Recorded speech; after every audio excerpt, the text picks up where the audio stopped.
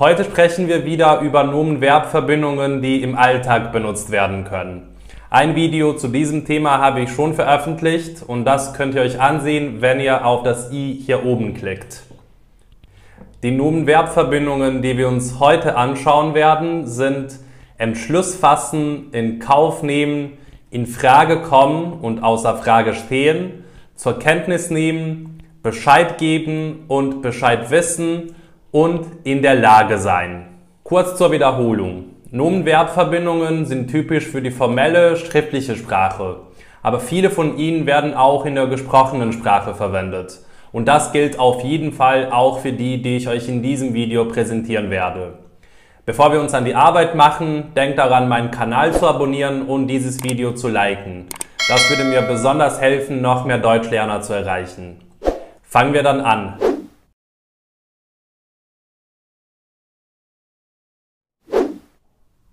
Die erste Nomen-Verb-Verbindung heißt den Entschluss fassen und sie bedeutet so viel wie entscheiden, etwas zu tun. Häufig wird in diesem Fall auch eine Nomen-Verb-Verbindung benutzt, die ihr bestimmt schon kennt, und zwar eine Entscheidung treffen. Diese zwei Nomen-Verb-Verbindungen sind also Synonyme. Hier ist ein Beispielsatz. Nach 5 Jahren Arbeit in der Werbebranche habe ich den Entschluss gefasst, etwas Neues zu probieren. Nächste Woche habe ich ein Vorstellungsgespräch in einem Informatikunternehmen. Anders kann ich hier auch sagen, nach 5 Jahren Arbeit in der Werbebranche habe ich mich entschieden oder habe ich die Entscheidung getroffen, etwas Neues zu probieren. Der einzige Unterschied zwischen diesen zwei Wörtern wäre vielleicht, dass sich ein Entschluss eher auf die Zukunft bezieht und es geht um etwas, was wir planen, was wir machen werden. Und eine Entscheidung bezieht sich häufig auf 2 oder mehrere Alternativen. Im gesprochenen Deutsch spielt dieser Unterschied aber keine so große Rolle und häufig benutzt man beide Wörter so gleichwertig. Hier ist noch ein authentischer Beispielsatz aus einem Interview. Noch eine persönliche Frage zum Schluss. Warum hast du den Entschluss gefasst, dich mit dem Thema Innovation zu beschäftigen? Das bedeutet also, warum hast du dich entschieden, dich mit diesem Thema zu beschäftigen?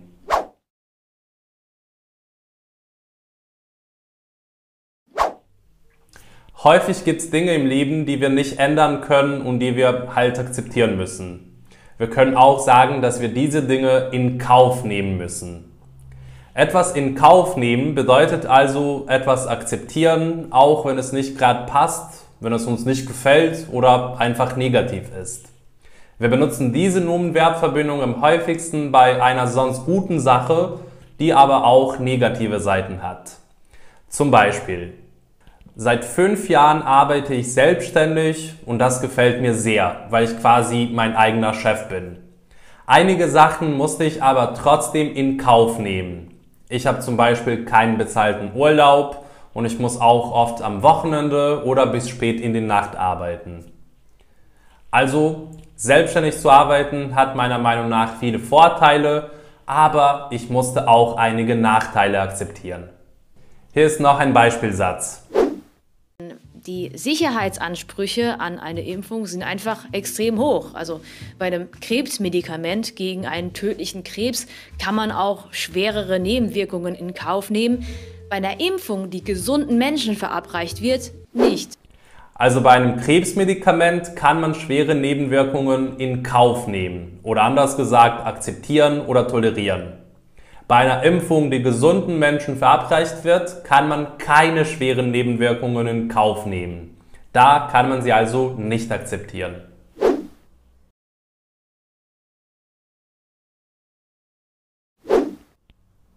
Hier sind auch 2 Nomen-Verb-Verbindungen mit dem Nomen Frage. In Frage kommen oder nicht in Frage kommen und außer Frage stehen. Wenn wir sagen, dass etwas in Frage kommt, dann meinen wir, dass es auch eine Möglichkeit ist, beziehungsweise dass es auch eine Option darstellt oder dass es geeignet ist. Wir sagen das häufig, wenn wir zum Beispiel schon eine Option haben, aber auch eine andere Alternative. Zum Beispiel: Ich weiß nicht genau, wo ich nächstes Jahr wohnen werde. Ich würde gerne in irgendeinem Dorf in Spanien wohnen, aber die Türkei kommt auch in Frage. Das bedeutet, ich würde am liebsten in Spanien wohnen, aber die Türkei ist auch eine Option und es wäre gar nicht so schlecht, auch dort zu leben. Noch ein Beispiel. Wann ist der Tag der Geisteswissenschaften etwas für dich? Wenn für dich verschiedene geisteswissenschaftliche Studiengänge in Frage kommen und du nicht weißt, wie du dich entscheiden sollst. Also, wenn für dich verschiedene Studiengänge in Frage kommen, bedeutet, wenn mehrere Studiengänge eine Option wären oder wenn mehrere Studiengänge für dich geeignet sind. Natürlich können wir auch sagen, dass etwas nicht in Frage kommt. Damit sagen wir, dass eine Option ausgeschlossen ist und gar nicht als Option gesehen wird. Zum Beispiel: Kannst du mir nächste Woche dein Auto leihen? Nein, sowas kommt nicht in Frage. Das bedeutet, das ist unmöglich, das kann ich nicht machen. Die zweite Nomen-Verb-Verbindung mit Frage ist außer Frage stehen. Wenn etwas außer Frage steht, dann ist es klar, gewiss und sicher. Das heißt, wir können es überhaupt nicht bezweifeln. Hier sind zwei Beispiele. Dass wir heutzutage zu viel Zeit auf sozialen Medien verbringen, steht außer Frage. Für mich steht außer Frage, dass wir uns alle mehr bemühen sollten, um unsere Umwelt zu schützen.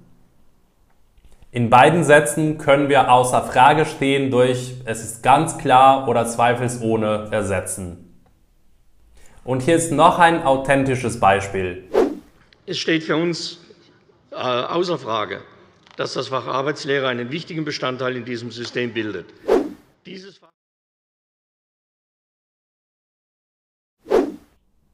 Etwas zur Kenntnis nehmen bedeutet etwas wahrnehmen, etwas erkennen oder bemerken. Außerdem hat diese Nomen-Verb-Verbindung auch eine ähnliche Bedeutung wie die Botschaft ist angekommen. Hier ist ein Beispiel. Sehr geehrter Herr Ohle, ich habe zur Kenntnis genommen, dass Sie heute Geburtstag haben und wollte Ihnen hiermit alles Gute wünschen. Das bedeutet, ich habe bemerkt, das heißt irgendwo gelesen oder gehört, dass Sie heute Geburtstag haben. Häufig können wir diese Nomen-Verb-Verbindung auch in einem Satz wie diesem hören. Danke für Ihre Antwort, die habe ich zur Kenntnis genommen. Das heißt, ich habe Ihre Antwort bekommen, gelesen und verstanden und die Botschaft ist angekommen. Hier sind auch noch zwei authentische Beispiele aus dem Internet. Kritisch müssen wir zur Kenntnis nehmen, dass deutsche Apotheken nun zusätzliche, bisher rein ärztliche Leistungen erbringen dürfen. Und das, obwohl nur Ärzte über eine Erlaubnis zur Ausübung der Heilkunde verfügen. Und die Politik hat nicht zur Kenntnis genommen, dass das Gesundheitswesen, insbesondere das mittelständische, Deutschlands beste Jobmaschine der letzten 2 Jahrzehnte war. In beiden Sätzen können wir diese Nomen-Verb-Verbindung durch bemerken ersetzen.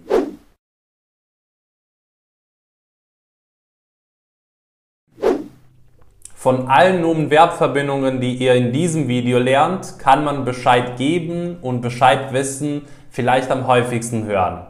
Bescheid geben bedeutet jemanden informieren und Bescheid wissen bedeutet informiert sein bzw. eine bestimmte Information schon haben. Zum Beispiel: Kannst du mir bitte Bescheid geben, wann wir uns ungefähr treffen werden?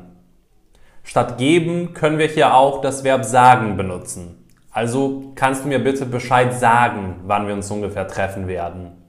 Und das bedeutet, kannst du mich bitte informieren, wann wir uns treffen werden? Noch zwei Beispiele. Außerdem solltest du deiner Familie oder auch deinen Mitbewohnern Bescheid geben, dass du auf den Anruf des Unternehmens wartest. So können sie auf jeden Fall auf dich Rücksicht nehmen und geben dir natürlich Bescheid. Als Klaus Schneider hörte, dass dieses Haus zum Verkauf steht, hat er direkt seinem Sohn Bescheid gesagt. Wie schon erwähnt, bedeutet Bescheid wissen informiert sein, sowie auch sich gut auskennen und über ein bestimmtes Wissen verfügen. Zum Beispiel: aber irgendwie keiner weiß das, habe ich das Gefühl. Das ist das Problem, dass eben keiner darüber Bescheid und auch viele Leute das so halb wissen, aber sich dann denken, ist ja nicht so schlimm, passiert schon nichts. Und wir sind halt auch irgendwie alle faul. Also das Problem ist, dass keiner darüber Bescheid weiß. Das heißt, dass sich die meisten Leute nicht auskennen bzw. nicht informiert sind.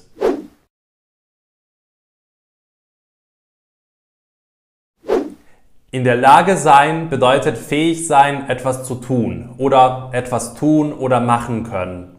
Wenn jemand zum Beispiel nicht genug Geld hat, seine Miete zu zahlen, dann können wir sagen, dass er nicht in der Lage ist, seine Miete zu zahlen. Hier ist ein Beispiel.